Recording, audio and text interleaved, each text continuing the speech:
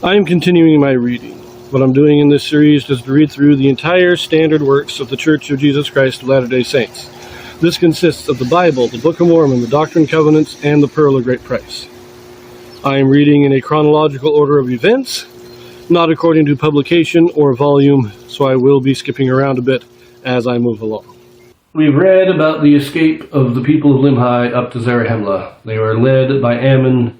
When they get there, they are welcomed in by Mosiah. They become his subjects. Now we got to go and read a little bit more about Alma's people.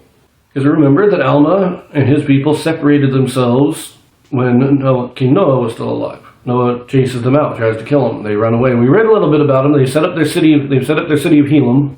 Alma's refused to be king, and so they have a kind of loose republic or judges where the priests are kind of the judges over the people. But now with Limhi and his people fleeing and the Lamanites getting lost in the wilderness, we'll turn back to Alma for a moment and see what's happening with them. This is going to be in chapter 23. We read the first half of this several videos ago at the time of King Noah when Alma and his people fled. And we read about them setting up the city and all that stuff that was happening while Limhi is king in the land of Nephi. We pick it up now, chapter 23, going to start in verse 25. For behold, it came to pass that while they were in the land of Helam, yea, in the city of Helam, while tilling the land round about, behold, an army of the Lamanites was in the borders of the land. Now it came to pass that the brethren of Alma fled from their fields, and gathered themselves together in the city of Helam, and they were much frightened because of the appearance of the Lamanites. But Alma went forth and stood among them, and exhorted them that they should not be frightened, but that they should remember the Lord their God, and he would deliver them. Therefore they hushed their fears, and began to cry unto the Lord that he would soften the hearts of the Lamanites, that they would spare them, and their wives, and their children. And it came to pass that the Lord did soften the hearts of the Lamanites. And Alma and his brethren went forth, and delivered themselves up into their hands, and the Lamanites took possession of the land of Helam. Now the armies of the Lamanites, which had followed after the people of King Limhi, had been lost in the wilderness for many days. And behold, they had found those priests of King Noah in a place which they called Amulon, and they had begun to possess the land of Amulon, and had begun to till the ground. Now the name of the leader of those priests was Amulon. And it came to pass that Amulon did plead with the Lamanites, and he also sent forth their wives, who were the daughters of the Lamanites, to plead with their brethren that they should not destroy their husbands.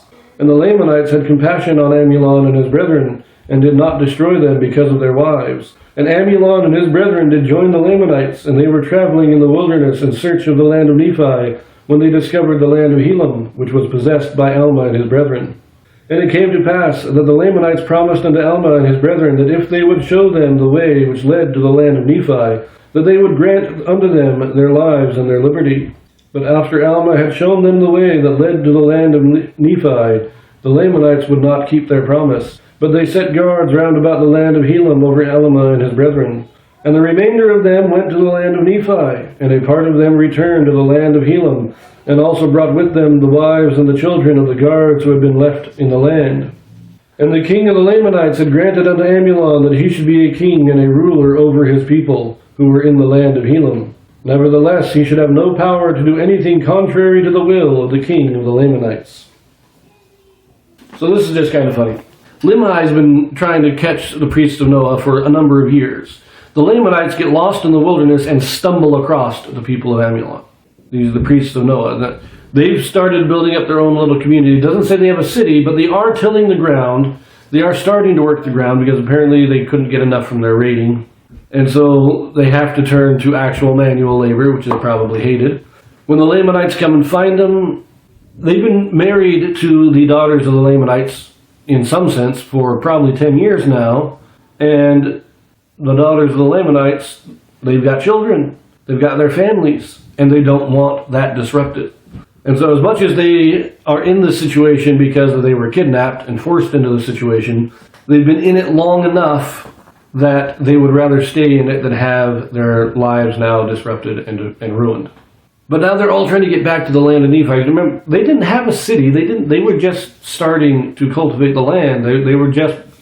And so they want to get back to the land of Nephi. They're thinking, hey, we join the Lamanites, we go back to Nephi, and we can reinstate ourselves as the power in the land of Nephi.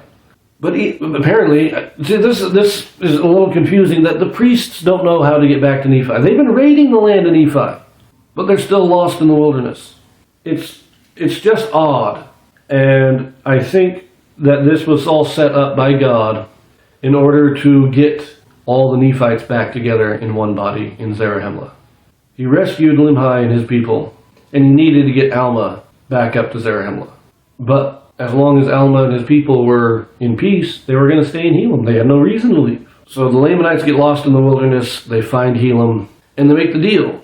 Show us how to get back to Nephi, and we'll leave you alone. Of course, they don't keep the deal. And Amulon goes back, he talks to the king of the Lamanites, and he is given rulership over the land of Helam. And these guards, these aren't guards that are just posted. It's not like they're on an outpost in a little fort on the wilderness. They're living there. They bring their wives and their children up, and they set up house. They settle in. And remember, Amulon, he's the leader of the priests of Noah. He hates Alma with a mad passion. As I mentioned before, I think that Alma was kind of the protege of Amulon. He was, at the time of his conversion, he was being trained to take Amulon's place. And then he becomes converted, and he turns against the priests of Noah. Amulon hates him. Now, we will read the rest of the story of Alma in chapter 24, so I will see you there.